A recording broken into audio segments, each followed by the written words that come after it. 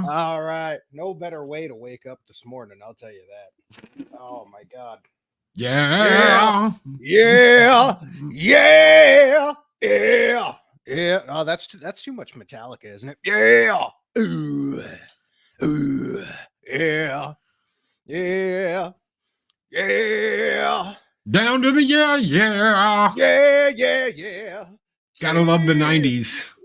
Everybody loved the 90s. I mean, if they didn't, I legitimately think there might have been something wrong with people. Oh, Nirvana, all he did was just scream all the time, right? In a dress. In a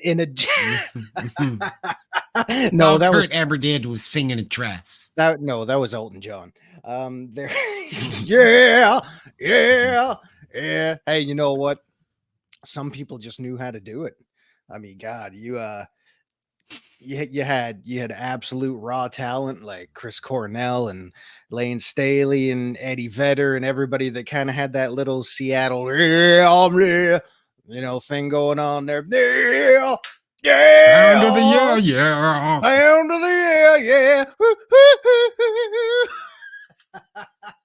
On that note.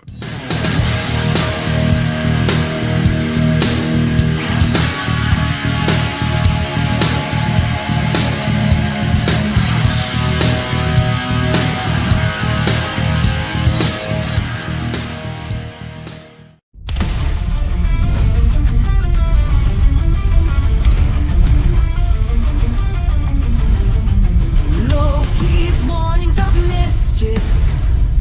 Raise your horns high and scream. Roll and tuck and roll. Chase the fire and dream.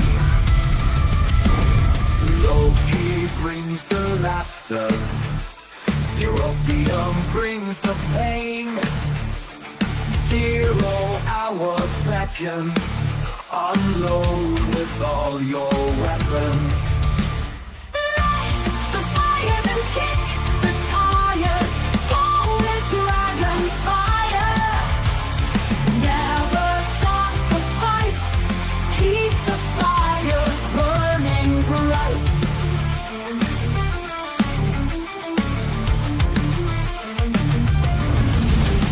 Shadows dance on ancient walls.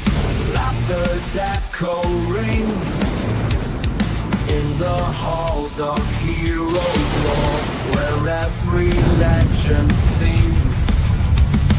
Through the storm and tempest, fearless we remain. With a heart of burning flame, we conquer every plane.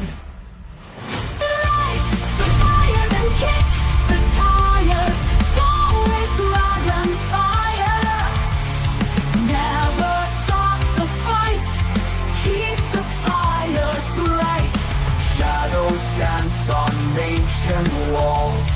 Laughter's echo rings in the halls of heroes' war, where every legend sings.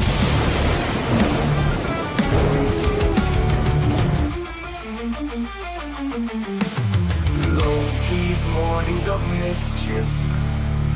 Raise your horns high and scream. Skull and tuck and roll. Chase the fire and dream.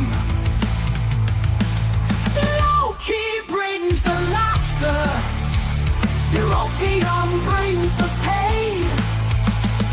0-hour beckons. Unload with all your weapons.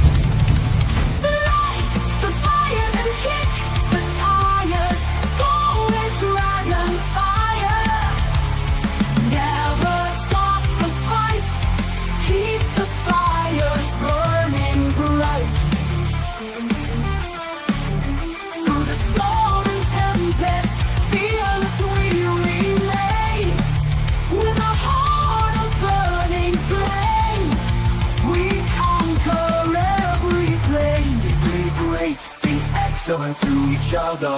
Always be friend to enter. Loki's mornings of mischief. Welcome to 0 Hour.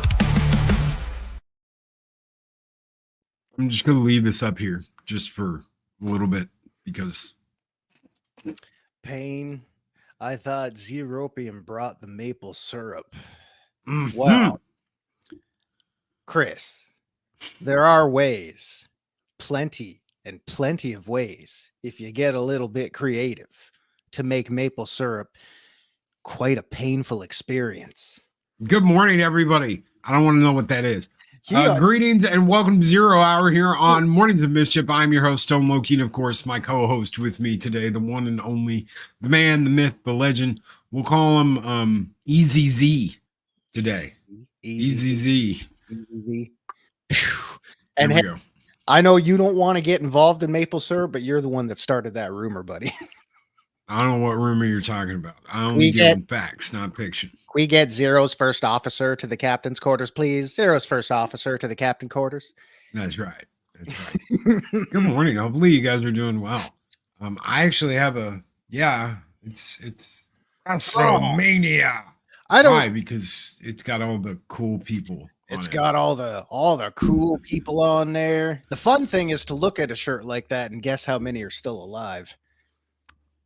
Probably one or two, and that's it. Why? We lost Warrior, we lost Rowdy, Ted's gone, Ravishing Rick Rude's gone, Yoko's gone.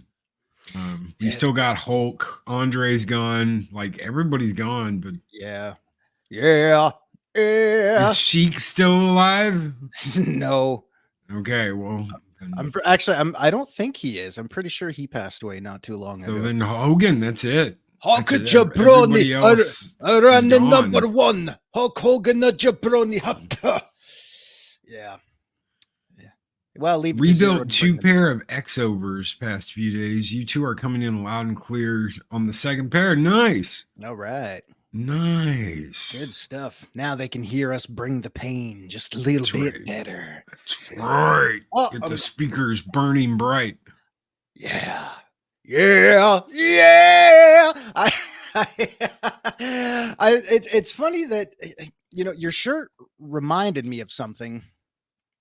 I feel a little bit underdressed for the occasion. Oh.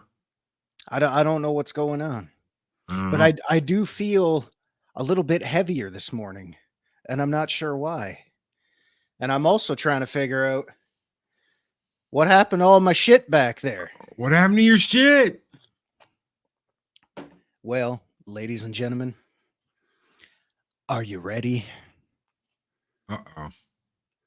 Are you ready? Uh-oh. We're just doing What are we doing? we're doing something. This is the part where like the magical Ric Flair theme would come in. But just for today, we're doing something a little special. You mean the theme from 2001: A Space Odyssey? I can do that. Yeah. If you give me a second. So this morning and this morning only, we're going gold, baby. Oh my God. You do not have Yeah. that. Here we go. For this morning. It's an actual, that's not plastic either. Oh no. Yeah. Yeah. It's the eagle. It's the flying Real eagle. deal. That actually belt. just hurt my knuckles. God damn. So that's like the 80 to 90 belt. Yeah. I think they retired that bitch in like 98. Yeah, when Stone Cold was the last guy to wear that thing. Not Yeah. that particular one, but yes, for today, going with the theme, we're bringing out the title, baby. Because they brought out that new belt that had that blue liner, and he was like, he just dropped the old one He and just grabbed that dropped new the one and other was one. like, hell yeah, that's my bitch. Yeah. I'm sorry. We're trying not to be 90s, but sometimes it's a little difficult. The funny thing about that, sorry, I'm just adjusting myself here. The funny thing about that is I don't remember. Careful doing that. You don't want to get caught. I don't want to get caught, especially not that I'm You don't on- want to get it caught. You're adjusting yourself. You don't want to get it caught. No. That happens backstage. The funny thing about the blue liner or the blue actual strap edge on that belt, I don't remember that lasting too long before they just went back to the plain black. Yep, they went back to That's plain weird. black, and that was the smoking skull was the next one. No, they basically just came out with that. It was that, but it had the blue strap, and then I don't know how long the blue strap lasted for, but they just replaced it with the black one. Not that I mind. I kind of like the plain black a little bit better. The blue always kind of looked a little bit off to me, but that was just my opinion. But yeah. P. Lie says, Loki, your intro music sounds so much better than some professional music I've heard recently. I saw a dance video, and I swear it sounded like Butt Plug on repeat. Well, Thank you very much, P. Lie. Yeah. All right. So you got a message from me. What was it? Friday? Last week. It would have been what? Last week? Wednesday, Thursday, I think. Thursday. Have you seen the McMahon documentary? Mm-hmm. Yeah, and I think my response was somewhere along the lines of, "Oh crap, I forgot that was, or I didn't even know that was coming out." So yep, added that to my list and got through all 6 episodes over the past few days. Current belt is so boring, just a big golden W. Bring back the eagle wings. Yeah, I mean that one and the big eagle, the one that was like the complete circle that defined the Attitude Era and stuff. That was my favorite belt. I know a lot of people, when you compare the two, they prefer the winged eagle. Like that one's got, the circular line thing, but my favorite was always like the complete kind of circle looking thing. But yeah, the one that Austin got. Yeah, the one that Austin got, and then got traded off between him, Rock, Undertaker, Mankind, all those Triple H. I am the game. All of those. Did you ever watch that show, Heels? No, I don't think so. There's a really cool part in it where this old wrestler who now basically does nothing but recruit talent. Mm-hmm. Is sitting in on basically like it's supposed to be the WWE. It's those guys up north. Those guys from Connecticut. Those guys up north, right? And they've got this belt that like it spins and it lights up and it does all this shit. And he just goes nuts. He loses his absolute mind over this belt. And they're like, this is just the way it is. This is what says our profit margins are going to be the biggest. Corporations. And this is what people want.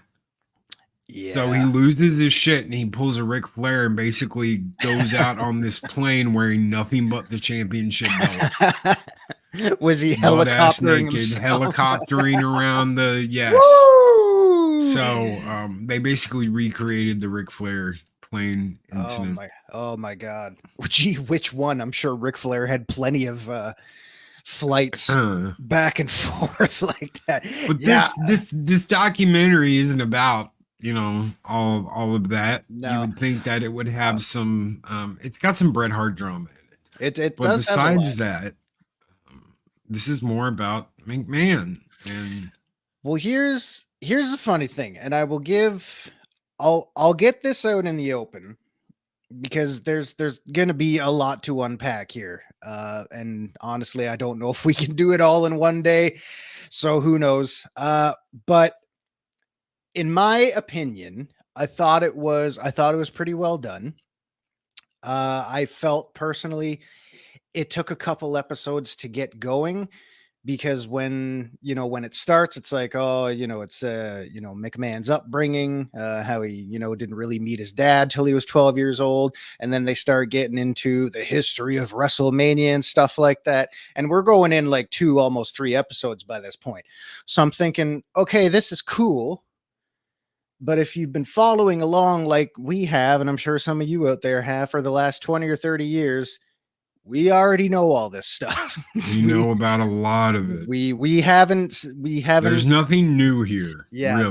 that's exactly. Besides them occasionally splattering a Vincent Kennedy McMahon was accused of blah blah blah blah blah by this person on this date. Yeah, there's everything else, and this was recorded before this incident is over the last couple of blah blah blah years. Yeah, so I'll get my header and my bullet points out real quick because we can dive into anything here. So exactly, case in point.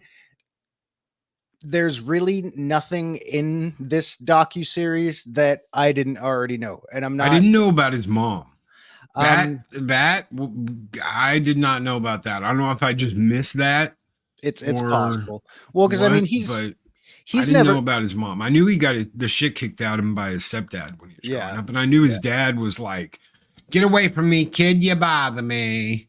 Yeah, but I mean, sons have been dealing with that forever. So yeah, exactly. So I mean, you know, and like McMahon said early on, he's like, I don't like to talk about myself. I hate it. I'll talk about other things. Sure, he loves to talk about himself. Yeah, but the parts that he will let people know, you know. So I mean, the stuff with his mom, that's probably came up minimally over the past several years, in passing, very, very few and far between.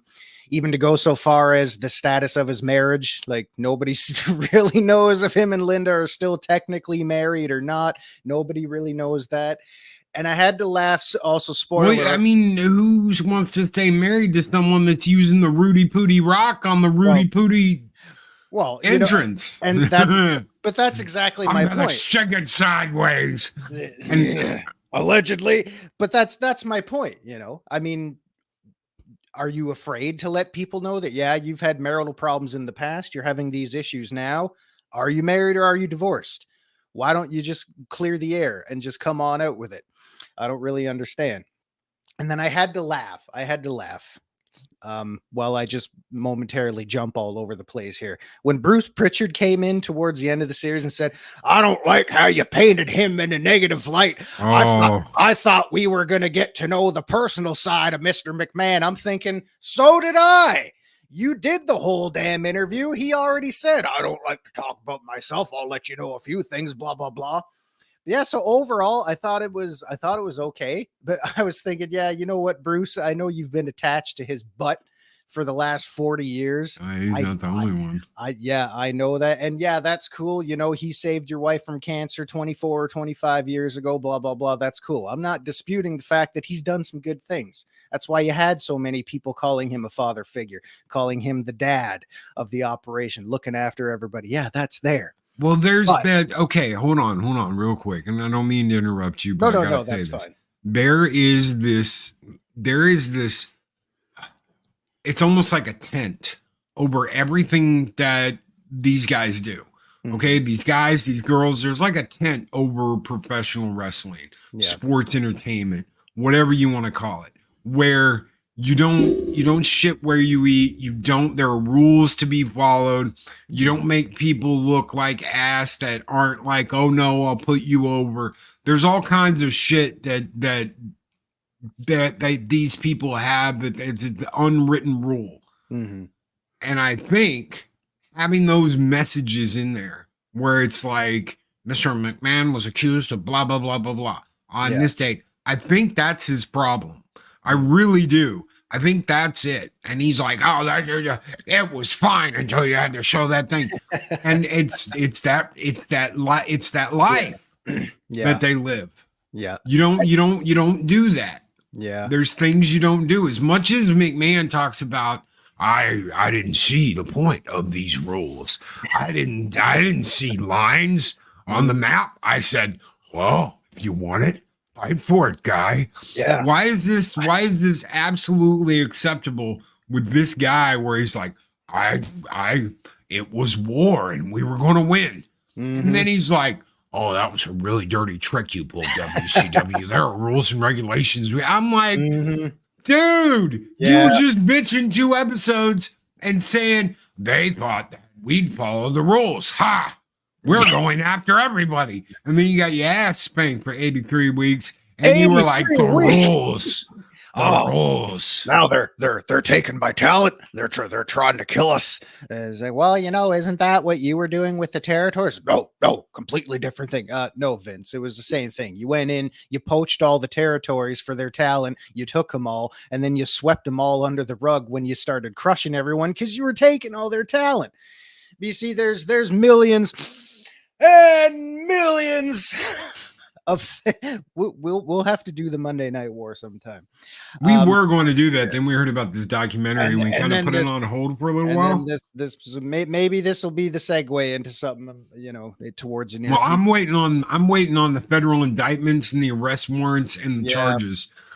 You know, when they do that, we'll do the Monday Night Wars. It'll be hot. There's a lot to go in there. So yeah, I mean, I thought so overall, yeah. And we can get into specifics because I know you probably got a lot to say, like everybody does. Overall, I thought it was pretty good.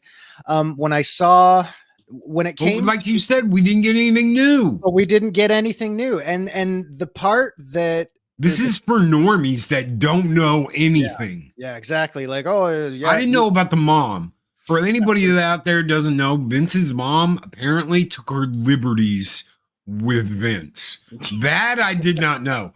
That explains some things. That is a little bit weird. And you know the funny thing is, not funny, but the ironic thing is, like we all grew up in that generation. We all know what it was like. Yeah. Project Storytime knows that it wasn't that they let go. Well, at one point, yes, but when it was the Monday Night Wars, it wasn't that they let go. It was that people like Eddie and Chris and Dean, they wanted out.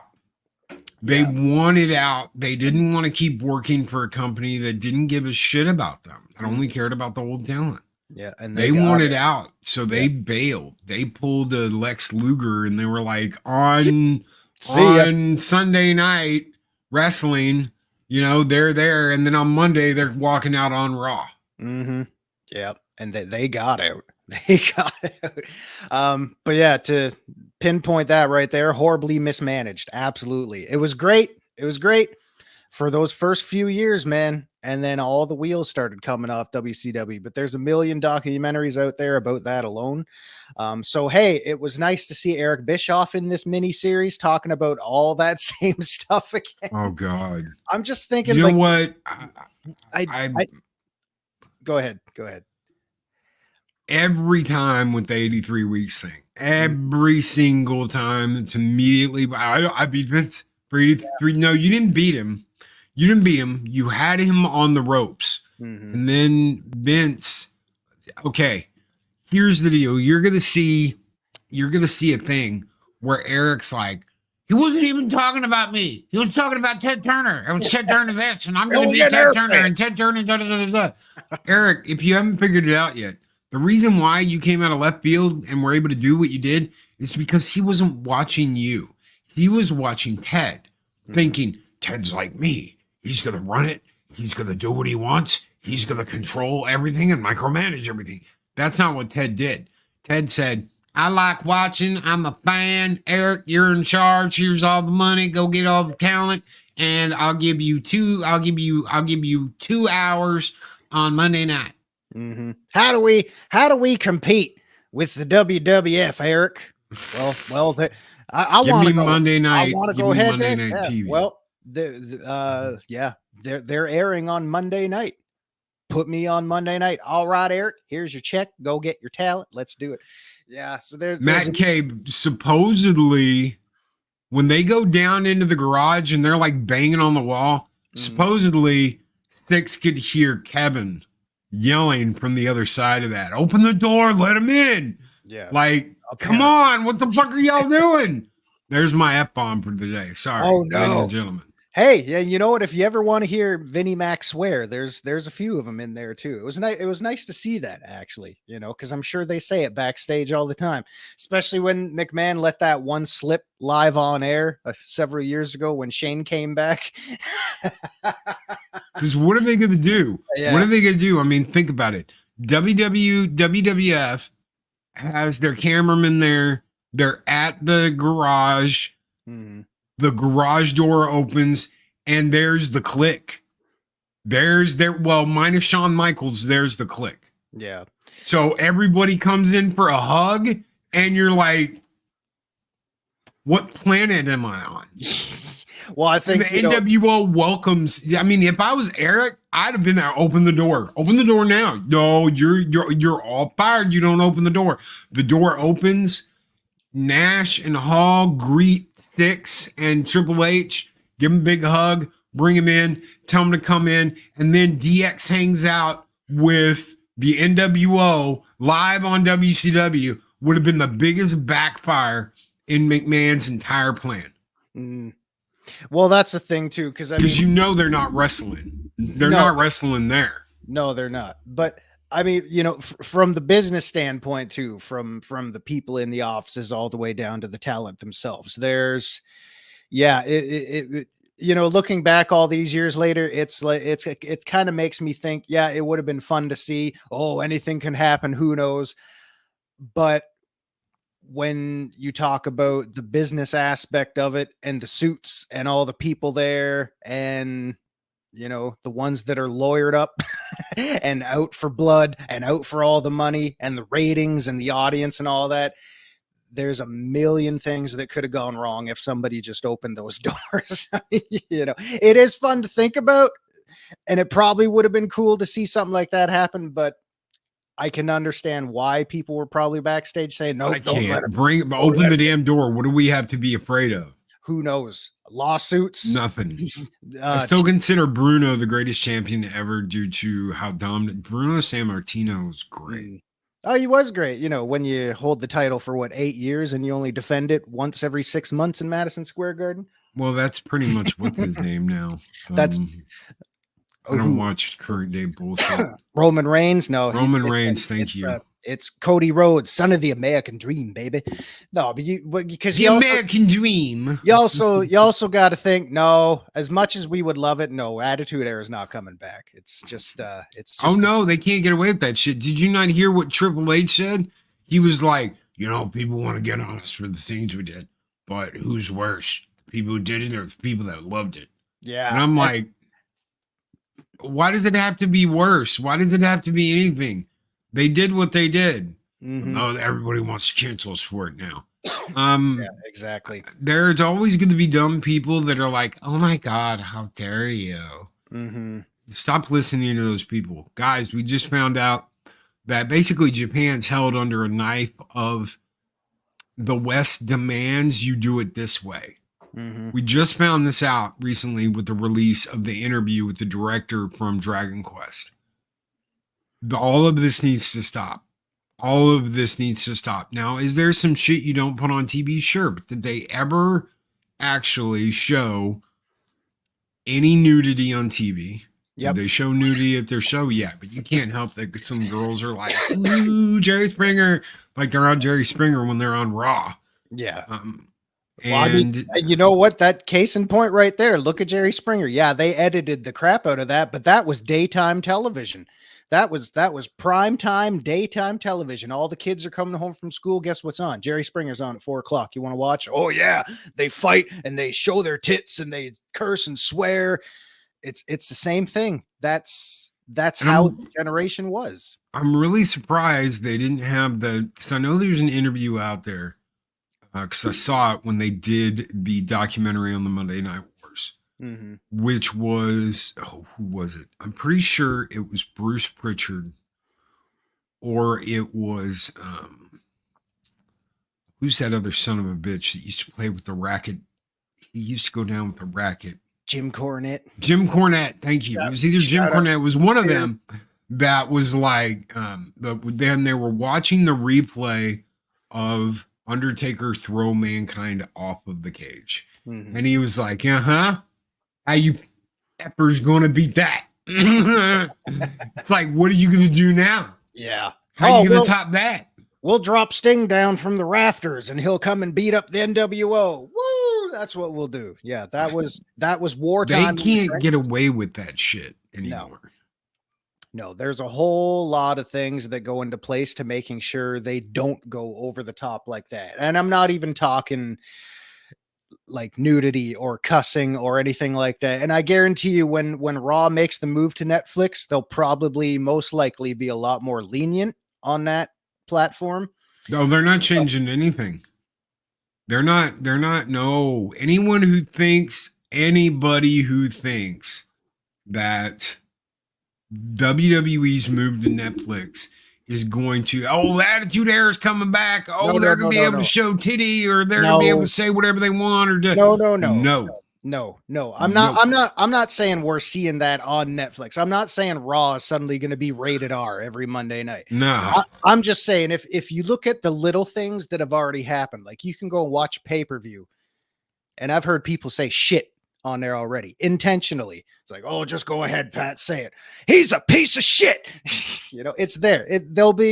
I guarantee there will be little things like that peppered in throughout a few episodes here and there. I'm not saying Attitude Era is going to come back or it's going to go rated R and people are going to, but I mean, look at what they're doing on TV. People are cutting themselves again. We're seeing blood. Well, they're not cutting themselves, but we're seeing blood. What did we not see over the past decade? Blood. So they're bringing back a little more of the edge. No pun intended. The edginess that was there, because let's face it, we're not kids anymore. We all know what's going on. Have a little fun with it. Well, But- we're not even the demographic anymore. And this is the big thing. You can call it aged out, you can call it whatever. Somewhere in the 2000s, I was like, Yeah. All the people I liked are gone. They're not coming back. Now, I did come back every once in a while when Hogan fought Rock at WrestleMania. That was big. I was like, okay, I've got to see Hollywood Hogan. And the fact that people were cheering him, that was something that neither one of them expected. There's a lot of improv. That's what makes those matches so good, is the improvisation. Exactly. And I'll tell you what, man, being there, because I was there 2 hours away from home. Hell yeah, I'm going to see Rock and Hogan fight. I'm going to go see Austin and, take on NWO, all that kind of shit. That crowd that night was so, sorry, Rock, so electrifying. they weren't even waiting till the show started. They were chanting Hogan out in the parking lot. They were chanting Hogan going through the terminals there, buying the merchandise. We were ready. We were excited. We were hyped. And that crowd was on fire. And it's funny you mentioned that they did a lot of improv, because they knew exactly how to play it up. They knew exactly what they were doing. They knew how to soak it in and build it and give the people what they wanted and take them for a ride. But all that being said, what does that have to do with Vince McMahon? Oh, it's got everything to do with Vince McMahon. It's my creation, pal. I'm going to bring back the NWO. So what was I trying to do? I'm going to inject poison into A the lethal veins. dose of poison. Oh, Oh God. Yeah, that's when the wheels really started to fall off. A few years after that, when all that talent was gone, or kind of they completely ruined the invasion yeah. thing, because they didn't do it right. They brought in all the young talent. Nobody gave a shit about it. WCW. That's the problem. Now, there were a couple of people. There were one or two people like Booker, Bob Tom. But there wasn't that many that they brought over that hadn't either already left and gone somewhere else, or were under contract to the point where they didn't have to do shit. Well, they wanted me to do this and that. And they want to take me 50 cents on the dollar on my contract and work twice as much as I was working before. Shit, I'll sit here and finish out my contract and earn my money. I do not blame you. No kidding.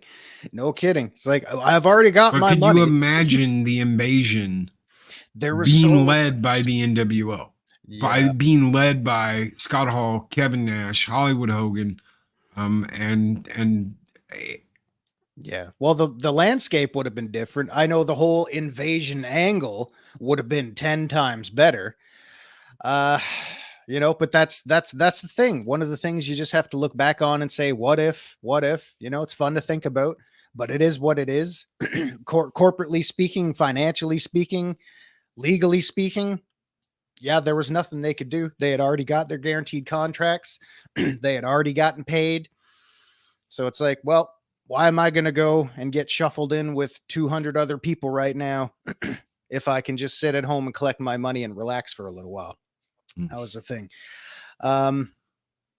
Keely Chow said Raw and SmackDown will still be TBPG, while NXT is going to be TV-14. I think I don't know for sure. I'm sure this is probably going to get debated until it actually makes the move this January. I wouldn't be surprised if they push for a TV PG-13 rating, or at maximum a TV-14 rating. That's as far as I see that going. And I don't mean that to say as I want to see more graphical stuff. I don't need to see any of that. It's fun to see once in a while if someone goes out there and says, "You're a piece of shit." You're saying that what do they call her? Mammy wrapping some chick up around her legs and like scissor pretzeling her into the mat isn't adult enough? No, we don't need to see that. No. I'm not saying when Raw goes to Netflix, I want to look in the crowd and see women taking their tops off. No, I'm not saying that. I'm not saying it's going to go back to the Attitude Era. It's getting edgy again. Yeah, they're doing a few things here and there. Because I tried watching recently. This gothed up painted clown girl like bends this girl's legs over. She's like mounting her on top. She licks up the side of her face, and I was like, "Yeah, okay, yeah, okay." It's okay. It's a little bit edgy, but you know what? The funny thing is, no, Undertaker sacrificing Stephanie McMahon. No, that was edgy. That was edgy. That was Daddy help, and you're like, oh. Good, you're going to get it, Stephanie. Where to, Stephanie? And then you get the whole, no, it was Dad. Me, Austin. It was me all along. Really? It was you that said, yeah, put my daughter on the crucifix. No, we're not going to see stuff like that. We're not going to see Val Venus choppy pee-pee. We're not going to see stuff. You never knew what was going to happen. You never knew what was going to happen. It was the element of surprise. We're not going to see Mark Henry banging an 82-year-old Mae Young so she can give birth to a hand the next Friday night on SmackDown. And this is it right here. Nobody's mom, unless they're a complete POS, is going to let their kids watch TBM wrestling, anything. Yeah. So you mentioned, So you mentioned, like Liv Morgan and Rhea Ripley, doing their whole girly thing, licking the face. That was that match I saw. Yeah. But okay. you know what the funny thing is though? A lot of people ate it up. The audience is there. They don't want kids stuff anymore. So it's kind of like you're turning. Well, they didn't want kids stuff in the Attitude Era. That was the whole point of exactly. Okay, we're not going to promote to like 8 to 13-year-olds anymore. We're going to promote from 13 into like 35. Yeah. But we're still going to want the 8 to 13-year-olds to watch our show. Yeah. But that was where a lot of people were like, what in the hell is going on? Yeah. So I mean, but you know what the matter of fact is, they can already do that. They're doing it now. As soon as the guy no. Oh, good God. No, thanks. No, thanks. We're not going to see him set Jim Ross on fire either or anything like that. But if you look at the product now, I mean, especially when Rock came back for the whole WrestleMania buildup, he was dropping F-bombs on air left and right. He didn't give a shit. Board of directors now. He don't care. They have the formula to do that now without being over the top. They're more successful now than they have. Is that him or me? Uh-oh. Did we lose feed? Oh, there you go. There you go. Okay. We both just That's why I was like, was that him or me? I don't know what happened there. Both our cams just went off. So anyway, yeah. So the formula is there. They can do it. All they got to do is just keep doing that. They don't need to push the envelope. They don't need to go too crazy with it. So again, what does all that have to do with Mr. McMahon? Well, a lot of things. And to get back on point, yeah, if you're looking forward to the Monday Night Wars, this is exactly what it's going to be. The issue I had, aside from not really seeing anything new, there wasn't anything new. There really for me, besides the mom thing, when you find out what his mom used to do to him, you're like, or Vince would Wow. have, yeah, he That would have, explains some things. he would have issues. And his mom was like, you know, whatever. Uh, when it came to what I was looking forward to the most, because I mean, they had, oh God, no, oh, don't get me started The on Bond, the Baldwins. that. Uh, when you look at stuff like the Montreal screw job and all that kind of stuff, it's the same kind of thing. You know, it's fun to see them talk about it, but it's yelling at Cat Loki for sitting on the mouse and killing YouTube. I have no idea what that is. Throwing zero off. Oh, okay. All right. Too. That's weird, man. You know, it's fun to see the people that were there talk about it, but again, nothing we have seen before. And then when they got towards the end, when they got to the topic of Chris Benoit, I was thinking, ooh, maybe this is it. No. Maybe this will be the chance where we can finally see them talk about it and give us their perspective on the whole thing. No, we didn't get any of that. We got goddamn Christopher Nowinski, you know, offloading all his science and crap on there. And I'm not knocking the guy. And then you got Stone Cold going, I don't believe none of that. Yeah. And It's all voodoo black magic. And they showed the clip of him getting dropped on his head by Owen Hart. God rest his soul. When Austin was paralyzed. That was a neck injury, though. That was a neck injury. You know, so I mean, case in point right there. It's like you're talking about CTE, you're talking about concussions. This was a totally different injury. This was not him getting smacked in the chair. No, I didn't know. I didn't know that Chris Benoit's dad donated his brain to that. He did. Did not know that. Because when they there was a few little sprinkles of shit that I don't keep track of any of this anymore. I don't. I used to be like everything, every rumor, every whisper, this could happen. I'm, you know, late night chat rooms talking about what's going to happen next. Yeah. And now I'm like, I don't care. No, but I mean, so, you know, there could be a few things in there that people don't know about. But yeah, I was aware that his dad donated his brain because they were, you know, this would really help us out. And you know, when they got in there and they took a look at it, that's when all the reports started flying around saying, oh, he had the brain capacity of like an 83-year-old Alzheimer's patient or something like that. And then all the roid rage stuff started. But the one thing that I was disappointed with more than anything else, I just kept thinking, oh man, maybe they are finally going to talk about it. Maybe Triple H is going to talk about it. Maybe Stephanie will talk about it. Maybe Vince will talk about it. This is his goddamn miniseries after all. Nope. We didn't get any of that. Not a thing. And that just fell along the same lines of, I've seen this before. So where does all the Mr. McMahon stuff come into play? He's basically just being a narrator for everything that we're showing there. I thought we were gonna, you know, get like Bruce Pritchard was ranting and raving about. I thought we were gonna see the personal side of Vince McMahon. Well, you worked with him for 40 years. Why didn't you ask him to speak up? You should know what the personal side is. Yeah, exactly. I think they expected like, this is my 1974 home video collection of me with the kids. No. This isn't Family Hour with Vince McMahon. This is Mr. McMahon. Okay. Yeah. This is Mr. McMahon. Mm-hmm. Okay. This isn't Vince. The documentary wasn't called Vincent Kennedy McMahon.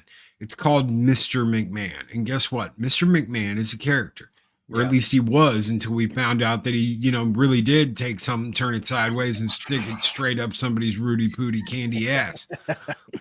But still, and no, I'm not making fun of that woman. I'm just saying, this was all a job. You know what a job is. You know what a kayfabe is.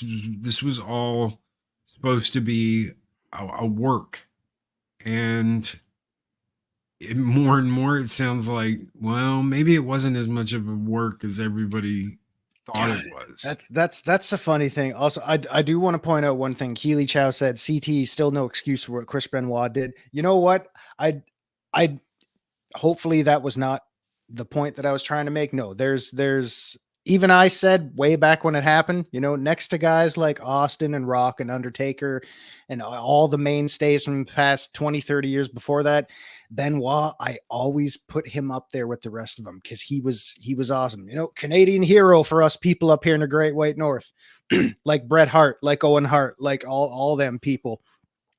And then when we got wind of what had actually happened, because I came home from work when news was starting to break that morning, I said, I got to find out what the hell's going on here. What he did? What? Yeah, there was no excuse for that. It was heartbreaking. And yeah, Chris was one of my favorites from WCW. When he made the move, I kind of knew when him and Eddie and Dean, and I think it was Chavo. Was it Chavo? When those four defected, I said, everything's turning. Mhm. Everything is turning because now you've got them going the other way. Yeah. Now you've got WWE going, come Bring it play in on. our house and Uh-huh. we'll give you a lot of money. That's Yeah. when I was like, everything is turning. Yeah. Everything. And they got out. They should have got out before, but I think they just had enough. They'd had enough with the bullshit. Eric ran too much for the NWO. Mm-hmm.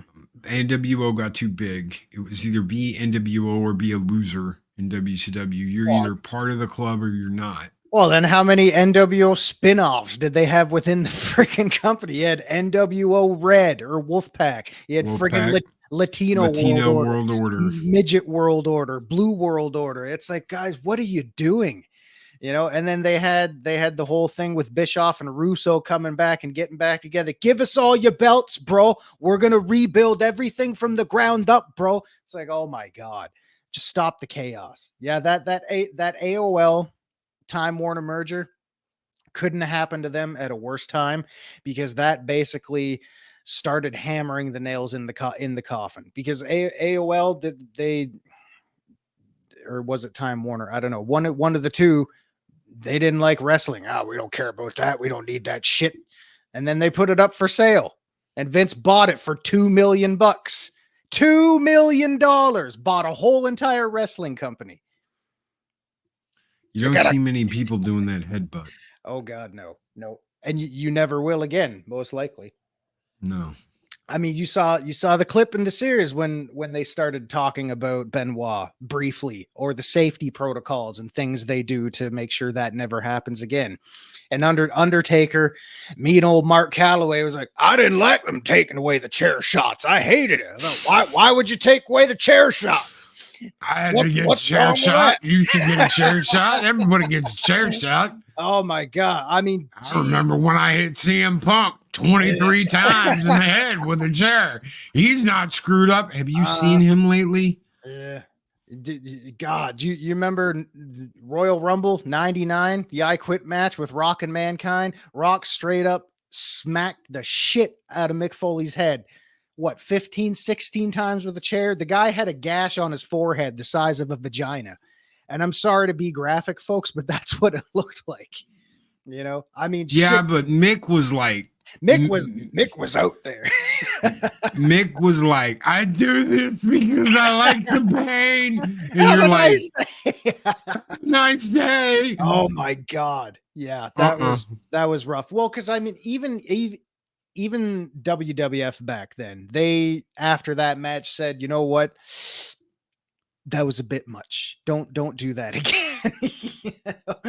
So even though they're trying to push the envelope, they're still saying, well, don't kill each other out there. Literally. I mean, geez, you remember years ago, probably 20 years ago, Eddie Guerrero and JBL were having that match at the Great American Bash or something like that.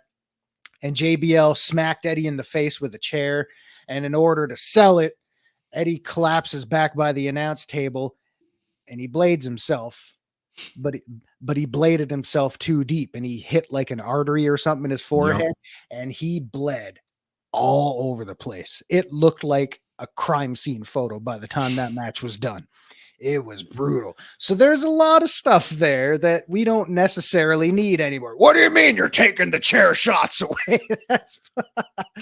Well, there's that. Okay, so if you watch very, very closely, they try and hide it. But the match between Stone Cold, the I Quit match between Stone Cold Steve Austin and Bret Hart, there's this thing where you see Austin get thrown next to the announcing table. And you see Jerry Lawler reach down and then he drops something in the cup as he's bringing up his hand. That's the razor blade. And that's why you've got Austin bloody, covered in blood. This is where the broken skull belt and all this shit comes from. But this is why he's a bloody mess in the I Quit match. And he never gives up. The ref just calls it. He's just like, oh, well, he's out. So he never gave up. He passed out from the pain. He passed out from the pain, right? Kayfabe. But that was Jerry the King Lawler who did that, because that's why Bret threw him near Jerry the King Lawler. And Jerry's the one who was like, you point him at me and I'll do it, because Vince had said no razor blades, no cutting, no nothing. We're not doing any of that. And Jerry was like, fuck that. Throw him my way. Sorry for the F-bomb. And I'll cut him. That's two. And that's two in one day. All right. I'll cut him. You can have mine. You can have my F-bomb then. Oh man. Yeah. So it's funny. It's funny. But I don't know about you when you were watching this. I don't know how you personally felt, but when you grow up in the time, seeing the things that we saw, like Miss Kitty taking her top off in that swimsuit or the swimming pool match or whatever at Royal Rumble, whatever. Stacy, Sable, China, all the no. There's only one diva, and that is Stacy Keibler, because she's got legs. She's got legs. Yeah. But I mean, shit, like they were all doing Playboy back then too. It was a totally different time. So the funniest thing, and again, not haha funny, but looking back on it all these years later, when we've all matured and grown up a little bit, I had some moments, even though we all watched it, we all know what happened. Even Trish mentioned the on all fours barking like a dog segment. When those moments came up, given everything we know now, it made me cringe a little bit, and it wasn't the first time. It's like stuff that Vince had his divas do, or stuff that Vince was into. Let me ask you something. Were these women being paid? Yes. Were they being paid well? Oh, yes. Some of them would argue against that, but I'm sure they were making more than your average. They're making more than your average. You're making more than your average at a titty bar. They never had to be completely naked. They never had to. And then okay, so here's the question. Let me ask you something. There's a particular pointed segment with Sable, and this is you're going to know why I'm bringing this up, because it's a question I want to ask everybody out listening to this right now too. Please throw what you think.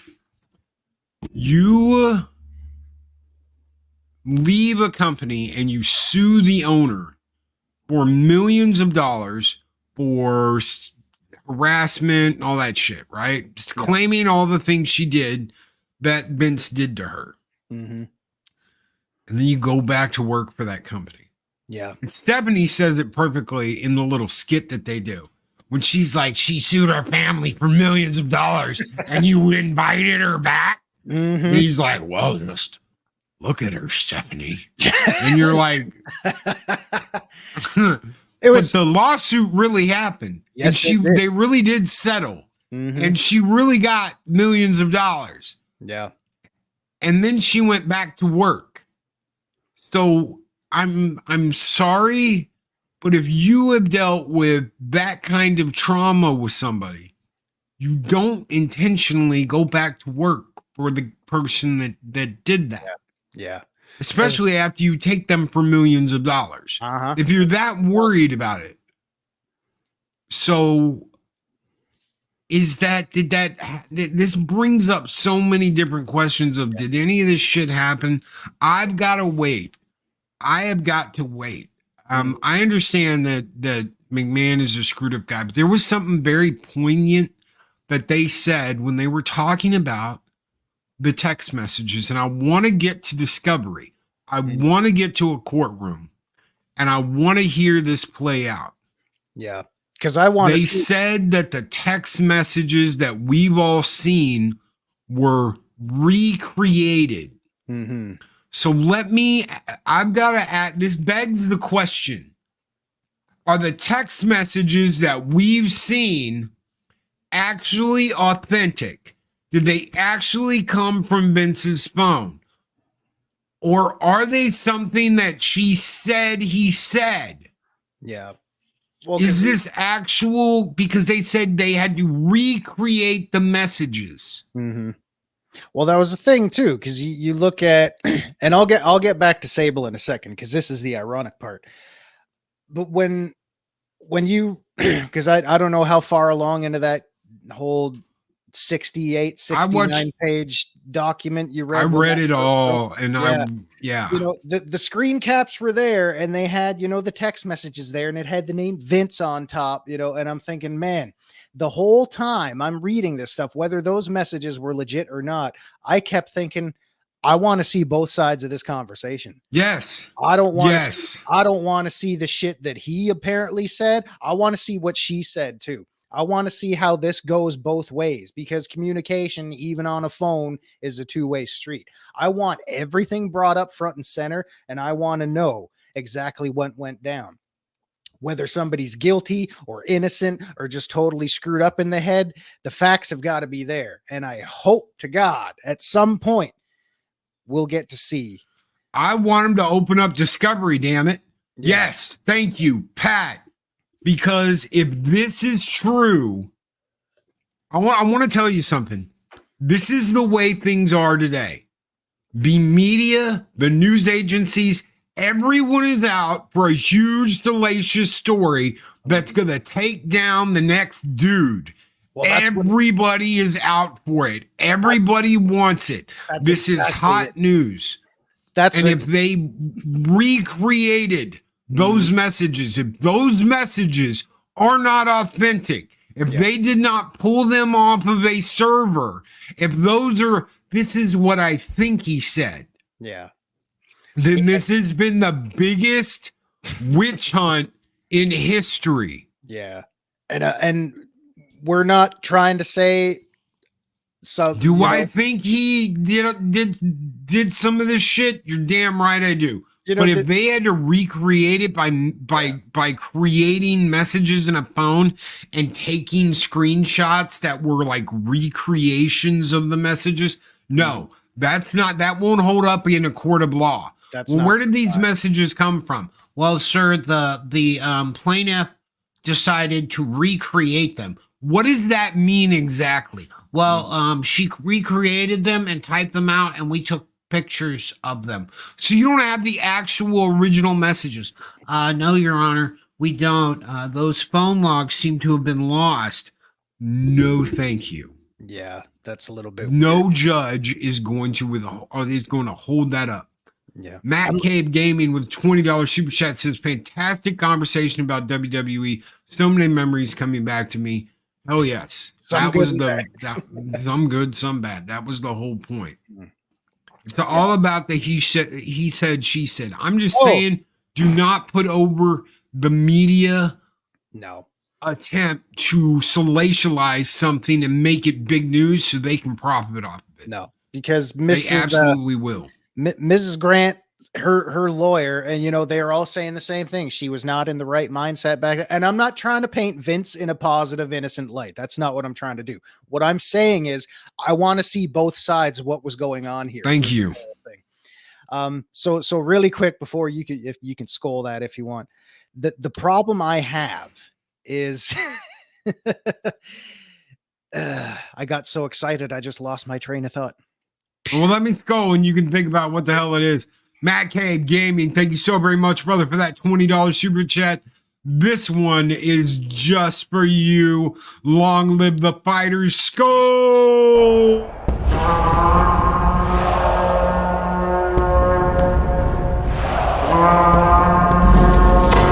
Long live the fighters! Yeah. Jill Power said, I never followed wrestling after the Von Erich started dying off. Dude, that was a... What a tragic family. But so you look at, because it just came to me. Thank the skull for jogging my memory there. I know, because there's a million points to go over here. But when you talk about witch hunts and people going for the next big takedown, the next big hostile takeover and all that, Mrs. Grant's lawyer, I forget her name. Her name escapes me right now. But one of the first things she said was, I'm going to be the one that takes down Vince McMahon. And this was before anything started really trickling out to public eye. I'm thinking, wow, that's your claim before we've even started going. Well, he did. He did. Listen, Vince is never going to go back. Okay. I want to tell you something. Even if he is found not guilty, which is not innocent, he won't be back. Even if he's found not guilty, all of his stock is sold. Mm-hmm. Yeah. He's not getting back into this. He's not getting back in. He's not. I'm sure Netflix has a clause of if he has 1 second of airtime, you guys are done. Yeah. And I'm not a fan of the way Stephanie runs things. I'm not. This is why I don't watch the current day bullshit. This is why every time I try, I'm like, you know what? You've got Triple H in creative. Mm-hmm. But then you've got Stephanie running over everything, and I'm sure she's like, Hunty, we really need a strong independent woman named Mammy to go in there and like fold the girl up like an accordion and lick the side of her face. The funny thing is, does Stephanie work there? Because she took a temporary leave of absence years ago before this McMahon stuff started breaking. She took a leave of absence. Then she came back. And then when Vince came back to the office, she resigned. And as far as I know, there has been no public statement whatsoever about her re-signing with the company and coming back into the office. I think anytime we see her, it's just been a special guest appearance. Because it's Hunter's wife. She's been there for 30, 40 years, so it's like, hey, you want to come out, say hello to the crowd? Yeah, sure. Okay. I haven't heard anything mentioned about her being back in the offices as of yet. I might be wrong, but I don't think anything like that has happened, so who knows? Plus you've got the whole TKO and Endeavor thing, doing their own thing there too. But so real quick, let me talk to you about Sable for a second, because money talks. And all the crazy shit that they did and all the crazy shit that Vince did. Sable sued the company for millions, but she still got paid, and she still got paid to do Playboy. She got paid to do her swimsuit stuff. She got paid to go out there and parade around. She obviously didn't have a problem with that. And then she sued the company for millions. And I'm sorry, Brock, please don't beat me up because I'm bad talking your wife for a minute. But she sued the company for millions and left. And then, like Loki said, what happened? She came back. And what else did she do? She did Playboy again with Tori Wilson. Yep. Tori Wilson did Playboy, and then her and Sable did Playboy together with fantastic lesbo pictures and shit like that. I'm sure they both got paid well for that as well. So yeah, money talks. So don't tell me, oh, well, they made me do this and they made me do this. You had no problem doing it twice. You have no problem doing it twice. Yeah. Overall, like there's a couple of little things, like I said, I didn't know about. But overall, I think this is very normie. Netflix did this. Netflix did this for the normies. I think if this is the going forward, if this is how they're going, yeah, he does. He does. It's in my closet. Well, he's got it up on his wall. I saw it. Yeah, we'll compare how sticky our pages are together one day. Oh my. No. But that's right. I think it's I agree. I thought it's a very safe documentary series. I think that's how WWE is going to be on Netflix. It's very safe. It's going to be very safe. They want to protect their commercial, their ad revenue, their advertising. They want to protect all that, so they have to play it safe. Yeah. We're finding out just how safe things have to be all over the world, in Japan, in America, in other countries that follow EU and the UN. Things have to be very safe. Japan right now is having a absolute conniption fit because they have to bend over for Western ideology to get their games going. This is a must. This is not a choice. We found this out over the weekend. I don't think that any huge sunny days are coming back to the WWE. I think it's going to be a very safe, very corporate, very networked program because they'd much rather have the advertising revenue than the money from their actual clients. Well, how much are they getting from the Netflix deal alone? Like $6 billion, something like that. Money's always going to be there. They're making more money now than they ever have before. They're rolling in it. And they're putting out the most generic, bland slop because they're making the most money. I mean, this is the billion, but you know, this is the $1 billion problem, ladies and gentlemen. And this is what we're going to talk about tomorrow on Taco Tuesday. So get your butts ready for the $1 billion problem, where we talk about these big corporations and the regional rules they must follow. And now we're finding out, in Japan, guess what? If you don't do it the American way, your game doesn't get made. That's great. This is absolutely brilliant. Guys, thank you so very much for being here on Mondays. Absolutely love you guys. You guys make this show what it is every single week. This is all for you guys. They don't want to break that contract. No, they don't, and they never will. They absolutely never will. Thank you so very much, guys. Is McMahon live? Is he already gone live? I haven't seen him yet. Who knows? I haven't seen him either. Quick question for chat. Do y'all want more of this at some point? How bad do you want the Monday Night Wars?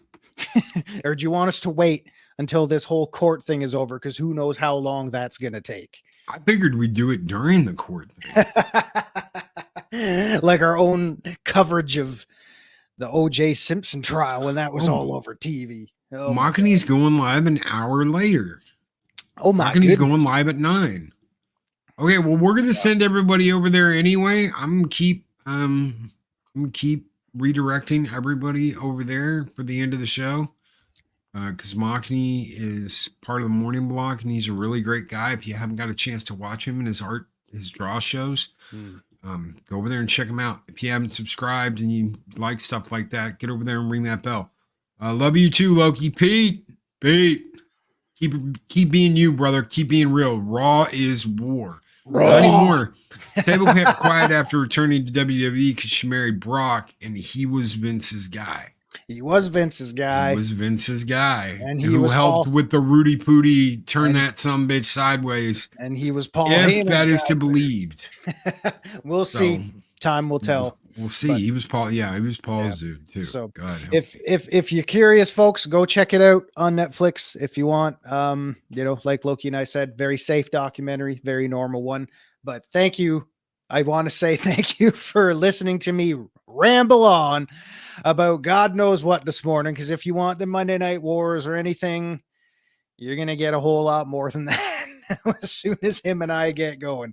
Oh God. Thank you all so much for starting your week off with us. As always, you know that scene in Dune, the original movie Dune. Oh God, I haven't seen that. Not the new ones. I took too many chair shots. The Patrick Stewart scene where he sees his sandworm for the first time, and he's like, "My God, what a monster!" That's what I thought the first time I saw Lesnar in UFC. I was like, "Damn, that's a big boy." We're out of here, guys. Take care. Be excellent to each other. Always speak friend to enter. We'll see you on the next one. Have a great Monday, everybody.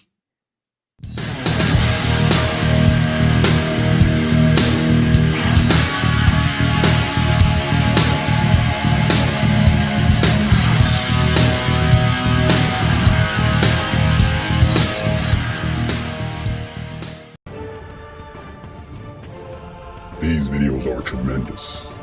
Like, comment, and subscribe, and hammer that notification bell.